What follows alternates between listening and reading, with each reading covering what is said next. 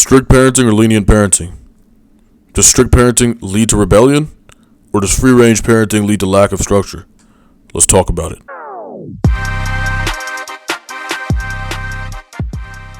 Be very disappointed if she chose not to be a mother. But if she came to me and said, I've decided I'm not going to have any children, I'm going to look at her and I'm going to say, you can make the decisions you're going to make in your life.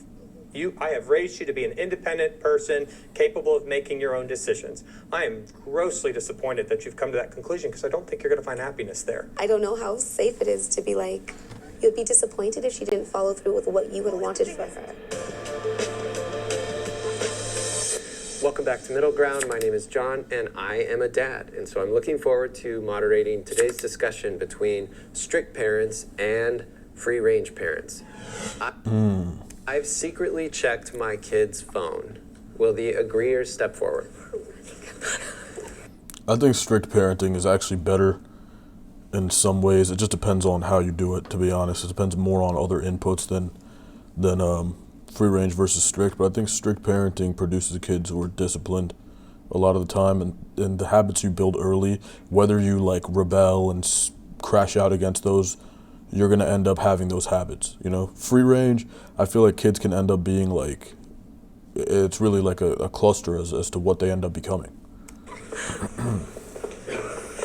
Hello. Yes, I have. Oh, and yeah. it doesn't become a secret because they are aware at one point in time. Bro, I would check my kid's phone all the time. What are you talking about? Give me that. I pay for that shit, fuck. And even if he paid for his own stuff, you're not living in my house and having a phone that I can't check. I want to know what you're doing. I'm going to check just because I know how I am as a human, just the same. Like, if I can get away with something, perhaps I may just do that said thing. So I just want to be mindful, and I don't know what they're Oh, perhaps I may just do that said thing. exposed to. Like, said no one ever, bro. That's not real English. Come I on. think we know that society Why must people, obviously she's trolling though, is the way whatever. that it is, and I don't want them to fall into some sort of circumstance because I didn't monitor what I needed to look at within their phone or because you don't know what people are saying to them in addition to what they're saying out, and I just want to be raw and unfiltered what's really going on, and then we'll have conversation. But do I check it in frequency without them being aware? No, but there have been instances where I'm like, I just want to know what's going on. How old are your kids? They're 9 and they're 13. They're 9 and 13, And they're both boys. they're both boys. They both have a phone? They both have a phone, they do. And I think the instance is, well, I'm certain of it. The decision to get them a phone was, there's a lot of fighting in school, and fighting to not just, I don't agree with you, guns. And I couldn't always be sure that the school, because I work in a school, so I know the length of time it takes to process and connect with the parents. There's been instances where there's been a gun brought on school, or children, like somebody has broken into the school and it's 3 or 4 hours later from the circumstance. What could have happened in that time that my kids didn't communicate with me because I was not aware? So they have.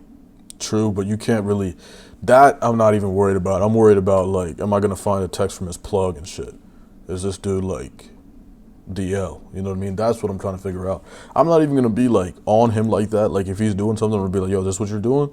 And then I'm going to, like, talk to him about it maybe. But, you know what I mean? I just want to know. That's it. That's the main thing. I'm just going to be like, yo, I want to know. If you're smoking pack, that's cool. But if you don't, you're not making your 1,000 shots. If you don't make, I'm going to have, like, his shit that he has to do. And if you don't make this number of shots today, you don't get this weight up, you don't get your homework done, and you're doing this shit extracurricularly, you know what I mean? It's going to be prison pockets, bro. I'm going to smack the fuck out you. Like, you better be at the crib getting your shit done. Have a phone because of that. We handed our kids phones and said, this is ours, and we will check it. And it's a safety measure. It's a, what are you looking at? You were handing them a supercomputer. It's devastating. It's scary. That's facts. Like, you have no idea. She kind of sounds like she sucks, though. So we have, What are your kids? I have an 18-year-old, a 16-year-old, and a 13-year-old. She'll be 14 soon. And so for my oldest, when he was 16, he actually went through this, like, really terrible season of depression. And so his phone was being checked daily to make sure that he was okay, that he was kept safe, and that we knew where his head was at, because that was like safety. And then as he got better and was coming out of that season, it just got less and less. One, it honestly makes me very anxious to check his phone because you don't know what you're going to find. My middle kiddo, he's very private and he does not want his phone checked. And so we say, don't give us a reason to check it. Like, it's fine. And one of the things that we will do is we'll sit like all together on the couch and kind of scroll TikTok together so I Oh my God. can see like what your algorithm feeding you. And then my daughter, she has a Oh my God. Yo, that's the family pastime these days, guys. Sit there and doom scroll as a family. We're cooked. she has something on her phone that alerts us if there's bullying, profanity, just any sort of things. Like, it'll send us an alert saying, hey, your daughter's phone has like this text message on it, and it actually screenshots it for us and lets us go through it. And then it says like, here's helpful ways to have a conversation about bullying on the internet and stuff like that. So really and truly, ours is just like, it's a safety precaution, and we're gonna move forward. Spoken and friendly, and Absolutely, boys should be raised differently than girls. he loves his mom. And then I have the terminally cute son who never does anything wrong, but he's a mischievous kid. But they're all boys, and there's something about all of them, all 6 of the boys, which is they're all kind of action driven, right? And then I have my 2 daughters who are also opposite sides. I have my older daughter who's very quiet and composed, and if you make her angry, she's going to go hide away in her room until she kind of sorts it all out. And then my youngest daughter, who is just a fireball, and so you make her angry, she's going to say something right back to you. But both of them are relationship oriented. And I'm a bit old fashioned. I'm a lot old fashioned. But I believe that, for the most part, men are made to be action driven, and women are made to be relationship driven. I'm not even going to say all that. I'm just going to say I expect more of my male child, for sure. 100%. And that it's understanding that makes us effective, right? And utilizing those strengths and weaknesses. But that comes across in parenting because, I may spank this child 3 times today, the boy 3 times today. I don't have to spank the girl, right? Because she's much more concerned about the relationship with me. the disappointment. The son is just being rambunctious and needs a spanking. Facts. That's probably true. I don't know. I've coached. I've worked with a lot of student athletes, and both genders. Girls are just much easier to deal with. Much easier to deal with. They're more I'm not gonna say they're more disciplined. Like, I feel like maybe it depends on that front in terms of their personal lives. I can't comment on that. But in practice, they're more focused. They're just more fun to deal with. Like, you just have you're like, girls are just easy, bro. They want to be your friend. They want to they don't want to create trouble. And even the ones that are troublemakers, like, fall in line if you have to say something to them. With boys, it's like, some of these kids come in and they're like, fuck you. And they just have this attitude, just for no reason, just cause. And then, like, that infects the other ones because they want to be like macho man. Like, man, I don't listen to the coach. You know what I mean? That's literally how they be, bro. A lot of them are like that. It just depends. But there are some male children that come in, and I'm dealing with not less children, more adolescents and kind of grown men at that level when you're seniors in high school and shit. Some of them come in and they be on point, and they're just like, yeah, maybe if they don't like what you're saying, they might like not internalize it as strongly, and they might just because they're raised right. But there's a lot of kids you deal with that are just shitheads when you're on the men's side. Yeah, I would kind of agree a little bit with that. Like, I feel like all my kids are action-driven. I mentioned they're entrepreneurs, so they're all action-driven, but that relationship is different because I could talk to my girls a little more and kind of work it out with them. With my son, like I said, he got spanked a little later because he was a little more like, that testosterone was like, so I had to be a little more sometimes hands-on or just kind of like, look, you're not going to disrespect me. Versus my girls, I could sit down and talk to them, and they kind of, my oldest went back, but kind of like get it, like, okay, Dad, I see where you're coming from. But I think if you over-discipline a girl, what you run into is you run into a girl who feels very low self-esteem. It impacts them a whole bunch more, and especially as you get into teenage years with them. I mean, how many teenage girl problems are related to the fact that they've got these bad relationships? Which is interesting too, because we've switched our parenting just as we are coming across hard times, or like struggles, I should say, and where her father actually will have those conversations with her more, because it's better to have her dad telling her, this is what we're doing, this is where we're going, this is where I'm trying to teach you. Whereas her and I, both emotionally driven, both kind of like, I'm arguing, she's not a toddler, but it feels like I'm arguing with a toddler, and we're both like, ah! So it's better to have her dad come in with a more level head, action driven, saying like, this is where we're going and this is what I need you to understand. And I love that it's her dad, because it's somebody who is leading her. Absolutely. Let's bring in Adam. Very tried conversation there. I agree with most of what was said. You know, if there's 4 things that I can teach my kids, it's going to teach them, like the 4 most important things that I can teach my kids is that I love them, I want them to do hard things, I want them to be accountable, and I want them to be kind. And I want that for all of them. And if there's any difference in my parenting towards my daughters or my sons, it's strictly personality. It's what their different personalities are. Because my little girl, she's tough, she's rough. Like, she's in a lot of ways like a little boy, like just rough and tumble and tough as nails. And so I adjust That's fair. strategy to her personality, but it doesn't change how I parent her because of her gender. Now, ironically, I feel differently about my girls and my boys. Girls is just a soft spot in my heart, so I have to kind of fight against that, at least in terms of my strategy with them. Like, I have to put that aside so I don't go easy on them, because at the end of the day, my goal is to prepare my kids for the world, and that's girls and boys, and the world is going to be rough on them. And so it's getting them in fighting shape and trying to teach them what I think are the most valuable principles, and it's equal for all of them. So I don't feel like I look at them. Do you believe that girls and that men and women have a different place, a different end in society, or do you think that you're level setting them to be equals? What do you mean, I guess? Well, so, like, you know, when I look at my daughters, right, you know, again, old-fashioned, you know, I'm not afraid to tell my daughter, you know, oh, I want you to grow up and get married and have a family. I do believe that that is the role that was set aside for you, right? I get what he's asking. He's saying, like, you're raising them the same, but do you think they should have different end goals? Like, is one of them just trying to are you just trying to have your girls get married to a rich guy, whereas your boys have to make money, right? Like, that's kind of what he's asking. So why would you parent them the same if it's not the same? You see what I'm saying? I'm not going to look at my daughter and say, yes, go girl, go be a CEO of a company, you know? And that's not because they shouldn't be, but it's again, what I talked about at the beginning, which was the role of roles, right? The role that a man plays and the role of, based off the gifts and the talents that they bring.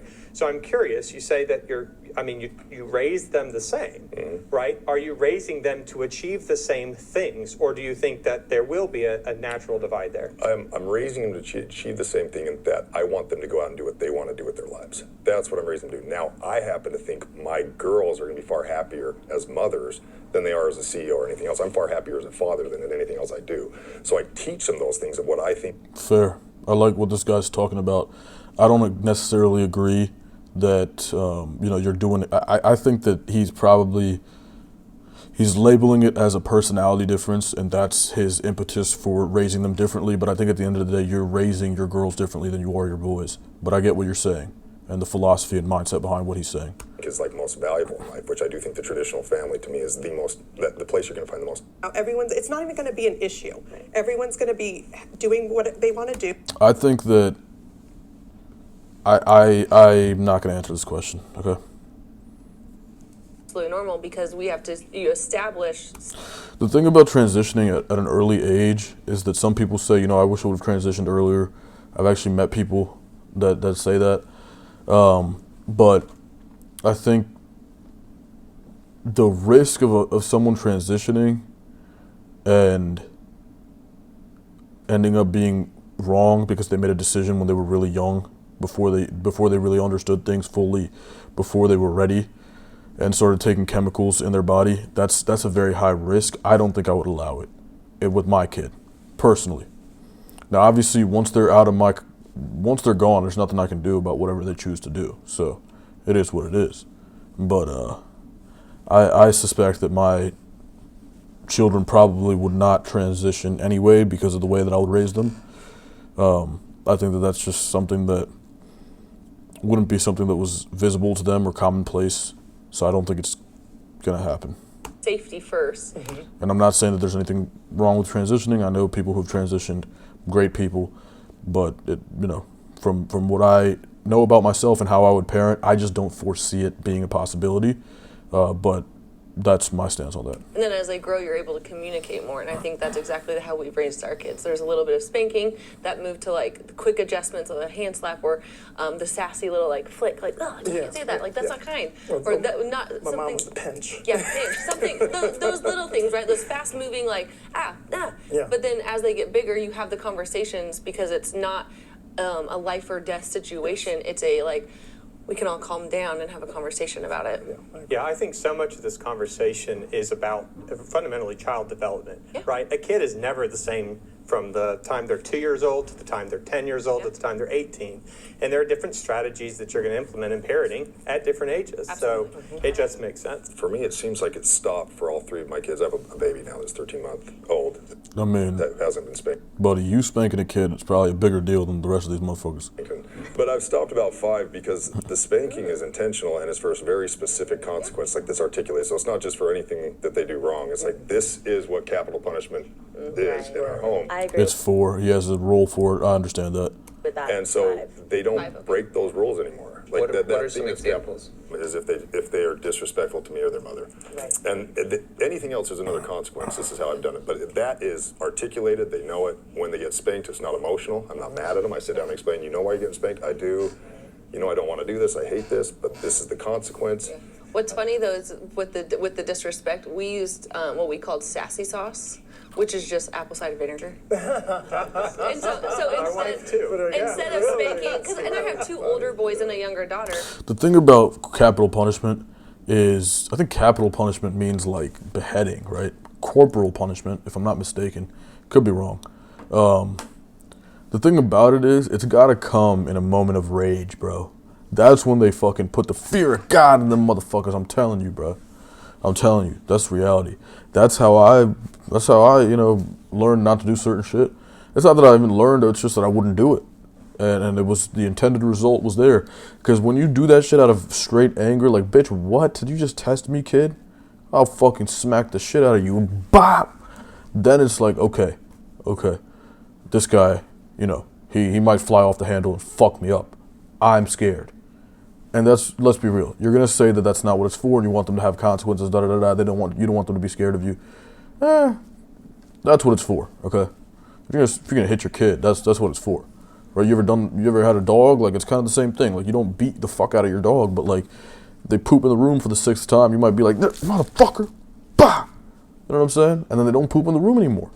They get a little upset, but then you cuddle them after you wipe it up and you take them outside and they learn, and then 2 days later they're fine, right?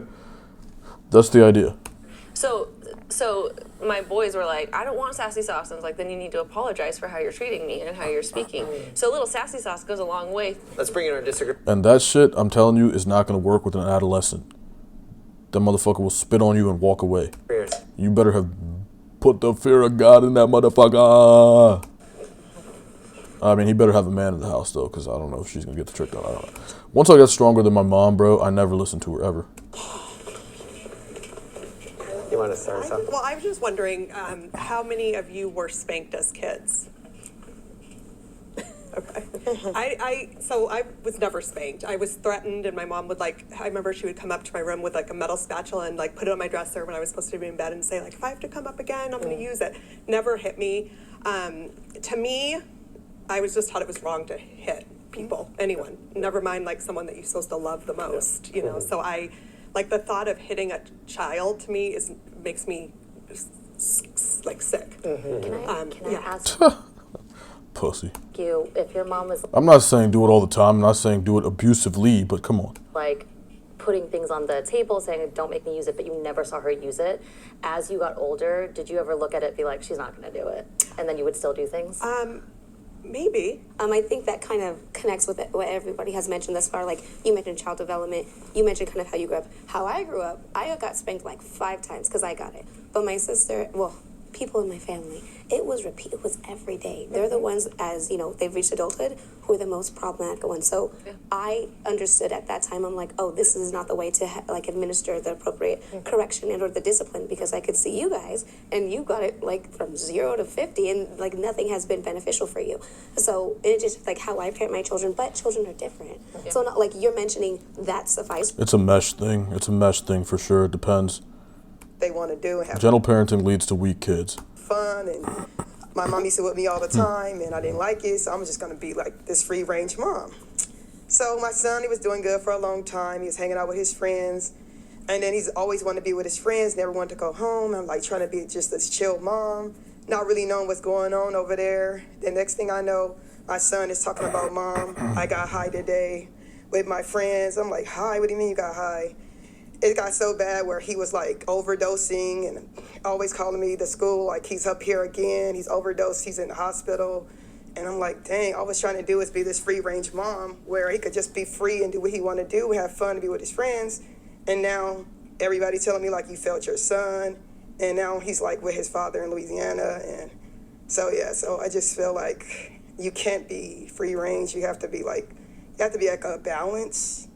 You can't just be like, oh, I'm just gonna let these kids have so much fun and be happy. And I was just trying to be. But it depends where you're at. If you have like, you know, if you're free range with a kid in an urban area where there's more access to things like that, yeah, that could happen. But if you're in like a nice suburb somewhere secluded, big houses, like they can't really get anywhere. They can go to like the neighbor's house who's also rich. You know what I'm saying? Like then the chances of these things happening are much lower. That cool mom, and it just backfired on me. I think convoluting gentle and free range though isn't right, because just because they're free range doesn't mean I'm executing gentle parenting. Mm-hmm. So in our household, we don't like the concept of gentle parenting, because this whole idea that you don't inflict punishment, you give alternatives and kind of redirect them with an alternative to something you said earlier, which is society doesn't give you alternatives. Society says this is what you do, and if you don't do it, this goes poorly for you. And so I think this ties to an earlier prompt, which is you punish your children, right? And that's not a non-free range statement to make, because I can still allow my child to have wider boundaries, but still be very clear about where those boundaries are and what the consequences are for those boundaries. And that may be spanking, that may be restriction, that may be being grounded, but just because I'm free range doesn't mean I believe in gentle parenting. When you define what free range is, I think the strict parenting is probably better, in my opinion, termed as structured parenting, and we're probably a lot closer in terms of our outlook on parenting than I feel like I am with gentle parenting. Now, when I say gentle parenting, I talk about this on social media. Everybody corrects me and tells me that's permissive parenting, and it gets into these semantics, and I'm like, well, it's kind of maybe the difference between socialism and communism. It's all kind of the same thing, in my opinion, at least what I observe, because I care more about what the outcome of something is than what people actually espouse and say what it is. And I think when you're talking about gentle parenting, just using that term to begin with, to what you were just saying, the world is not gentle. And at the end of the day, my role as a parent is to prepare my child for the world. Everything else is fun and a side quest or whatever else. But my fundamental role is to get this child ready to go into the world. And if they've had gentle parenting, I think you're teeing them up for going into the world really underprepared. Bro, yo, Adam's the man, bro. Facts. Come on. What the world is Yo, this guy's a fucking going to look like and how baller. it's going to treat them. Well, and specific to the prompt says the child will be weak, right? And so why does gentle parenting make the child weak? The gentle parenting They're not battle tested. makes the child weak because the child believes at the end of it that they will get what they want. They will get something they want. And you try to pose it. I mean, what happens when the child says, no, I don't want that? Well, you try to come up with something else that the child's going to pick, and it elevates the child on top of this hill of what you want is the most important thing.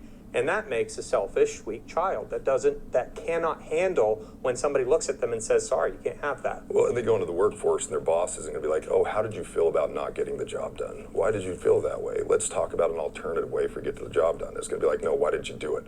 Okay, here's the consequence. You know, you're fired now, you're laid off, or whatever that looks like. So I think consequences and teaching kids at least varying degrees, and it gets more and more towards that point of entering into the real world, it needs to reflect that, build up to that. So you're sending them off prepared and ready to kick ass.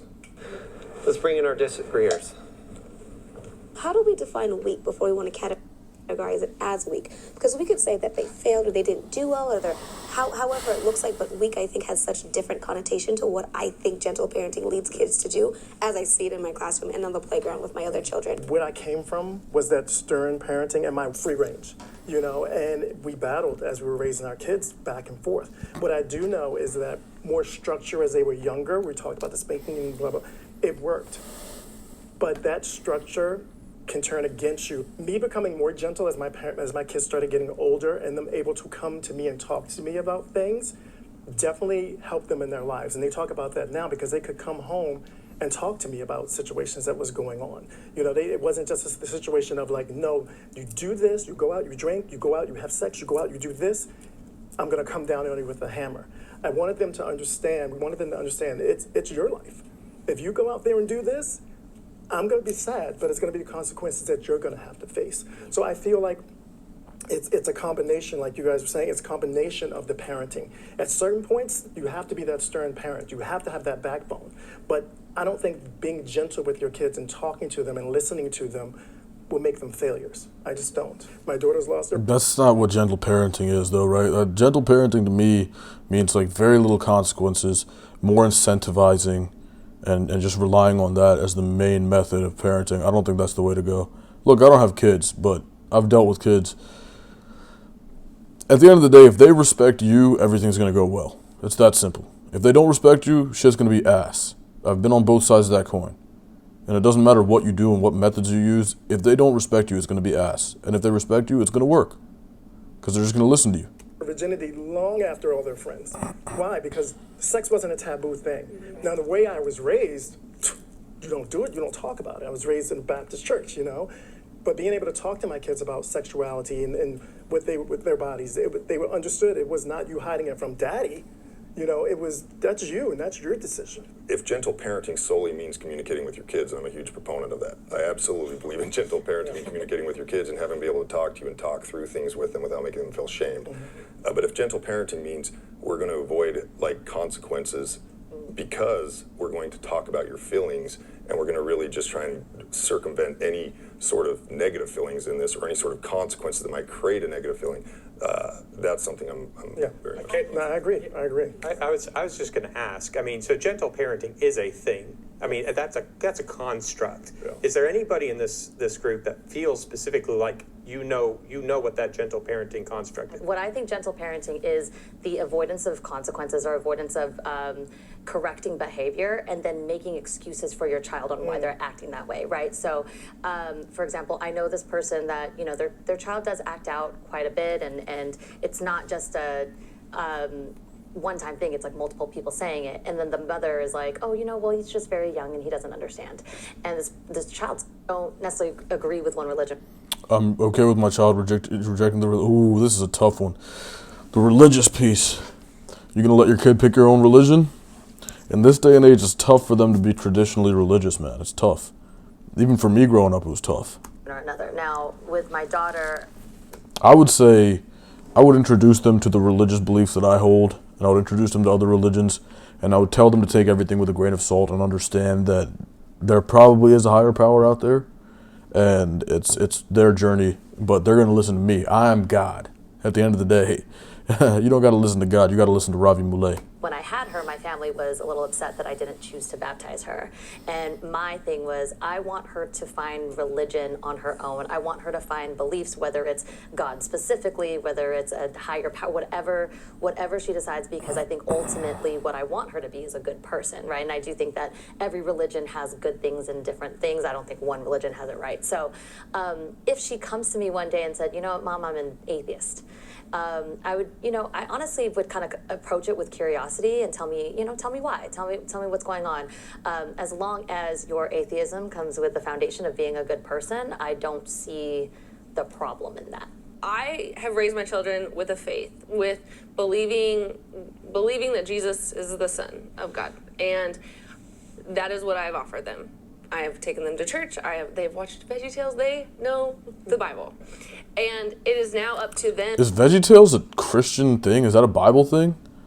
I used to watch VeggieTales. Did I or somebody watched VeggieTales that I'm like And I'm not Christian, so. Them to go out and decide for themselves. And if they don't decide, my job as a mother is to be a safe place for them to land, to pray for them and to love them and to just hope that that's where they come back to. But I would not be angry with them, and I would not reject them. My situation, I am in a biracial religion house. My wife is Jewish, so. Yeah, how does that work? That's interesting.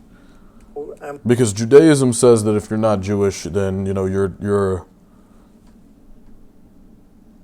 I think the term is goyim, and Christianity says that you're going to burn in hell if you're not Christian. Islam says to, at certain ports there's certain treatment for infidels, but how does that work? How would you, have two, Baptist. I was raised Baptist. So as we were raising our kids, we raised them with both of our religions and both of the historics, and this is the beliefs and the holidays. So we did Passover, we did Easter, we did all of them. I consider myself spiritual now, and I don't consider myself Baptist, and I really would want my kids to discover it on their own. Yes, but I'd be heartbroken if they came to me and said that they were atheists. I just feel that's a lonely way to exist. If you want to, that's fine, but that would hurt me more so than them choosing something to believe in.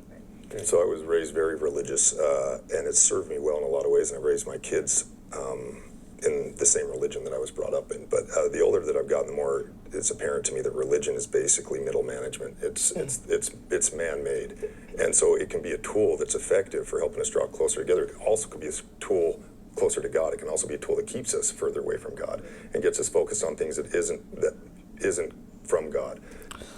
Yeah, I mean, look, I gotta disagree on. Here's the thing, right? Religion is very good in the sense I believe it's good for a kid to grow up with religion because it provides structure and it provides a method of life, and a lot of people have followed those methods for a long time and seen success. A lot of the time, I mean, you can achieve that structure without religion for sure, but religion is like a surefire way almost. Yes, there are flaws to many religions. Like there are going to be drawbacks and things that you don't want that come with that, and of course it's kind of delusional at the end of the day. It's a little bit delusional to be like really religious. It is, but I mean, at the end of the day, I think it's an effective method. Now, as far as getting closer to God, I think that's a personal journey. I think that's something that's got to happen outside of religion, and religion can guide your behavior in some ways towards that end as well. But I think that's personal. I think following the Bible, listening to it, reading it, or the Bhagavad Gita or the Quran, the Torah, Taoism, whatever it might be, right? I don't think that is going to get you closer to God. There are plenty of people who practice religions and they think that they're doing the right thing, and they're not. I don't think they're anywhere closer to spiritual realization. So that's my stance on that. But I do believe it provides a structure for life that's beneficial in the material world. So I have a problem with religion, even though I consider myself actively religious. And what's your faith? Christian, Got it. Specifically Mormon. Got it. Yeah. And so I have a problem with any time we put somebody between us and God as the spokesperson for God. And I think that's the nature of religion. Facts. Yeah. I mean, religion is like a middle management in that regard. I agree, and that's not how it should work.